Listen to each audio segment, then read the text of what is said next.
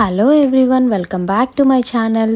ఇవాల్టి స్పెషల్ వీడియోలో చూపిస్తున్న రెసిపీ ఏంటి అని అంటే ఫిష్ కర్రీ చేయబోతున్నాను, చేపల పులుసు. సో ఇదైతే నా స్టైల్ అయితే కాదండి, ఇది మా అత్తమ్మ చేస్తుంది, అలా చేస్తున్నాను అనమాట. సో ఫ్రెష్గా కడిగిన చేపలని నీట్గా ఒక వెడల్పాటి గిన్నెలో వేసేసుకొని నీట్గా ఇందులో మనము ముందుగానే నానబెట్టుకున్న చింతపండు రసాన్ని అయితే యాడ్ చేసేసుకున్నాను. నెక్స్ట్ అందులో పసుపు వేసుకుంటున్నాను అండ్ రాళ్ళు ఉప్పు కూడా వేసేసుకొని మనం తర్వాత అందులో ముందుగానే కట్ చేసి పెట్టుకున్న టొమాటో పీసెస్ అండ్ నేను ఇందులో అయితే బయట నుంచి తెచ్చిన కారం అయితే ఇవాళ యూస్ చేయబోతున్నాను, ఎందుకంటే ఇంట్లో కారం అనేది అయిపోయింది కాబట్టి. సో ఆచి 3 మ్యాంగో పౌడర్ రెడ్ చిల్లీది అది అయితే వేస్తున్నాను అనమాట.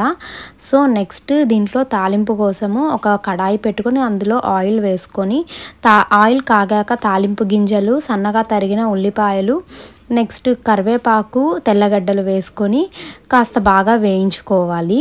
అండ్ ఇదంతా వచ్చేసి మనం లాస్ట్లో యాడ్ చేసుకుంటాం అన్నమాట చేపల్లోకి.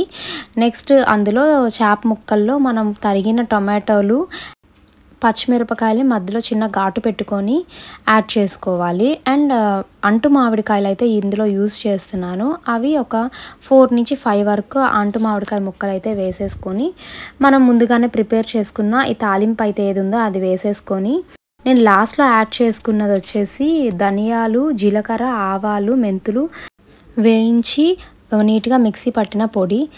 కరెక్ట్గా ఒక 25 మినిట్స్ కనుక స్టవ్ మీద మీడియం ఫ్లేమ్లో పెట్టేస్తే ఉడికిపోతుంది.